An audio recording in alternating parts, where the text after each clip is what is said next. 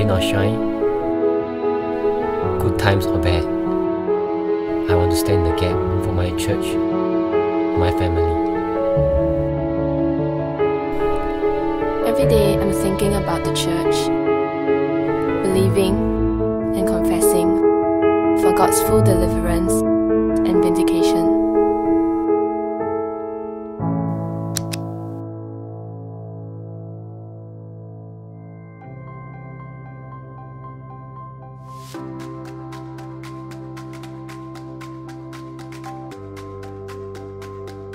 We started the One Heart initiative by confessing the promises of God over Pastor Kong and the team. By using a counter, we are able to translate our prayer into something tangible. Each of the counters represent a specific leader that we are praying for.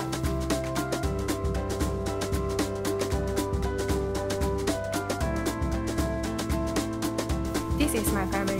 This is how I can do my part. As we confess the promises of God over our leaders, we are believing for their full vindication. We confess the phrases, deliver our leaders, and drop all charges for Pastor Kong and team. Pastor taught us about fourth dimension of faith. Faith is believing and speaking. Therefore, we speak, visualizing our leaders fully delivered. Never underestimate the power of confession. God says in Isaiah 59 that He has placed His words in our mouth, so we know that when we speak, we carry His authority.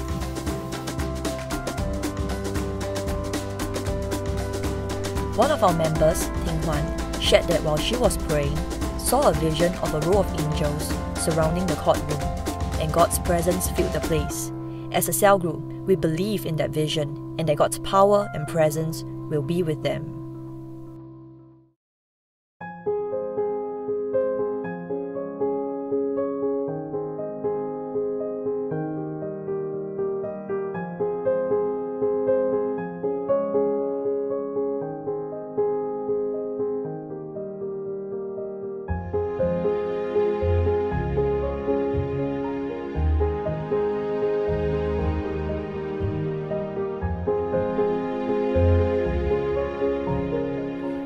Of the One Heart initiative, we got all our members to confess the Word of God by writing them on personalized cards.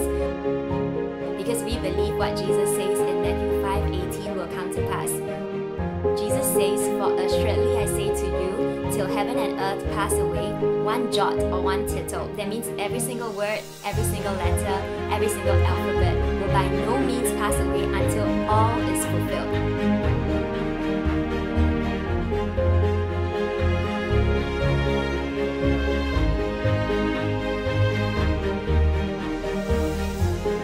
This Bible prayer on the phone, where our cell group is divided into 2 centuries to pray together every week. The main focus is for the deliverance of the team and church revival. Every week we'll meet up in groups, we'll pray together 2 to 3 times a week, and we'll confess for the team's deliverance. Through all these prayer meetings, we find ourselves loving church more, loving our leaders more, and loving God more.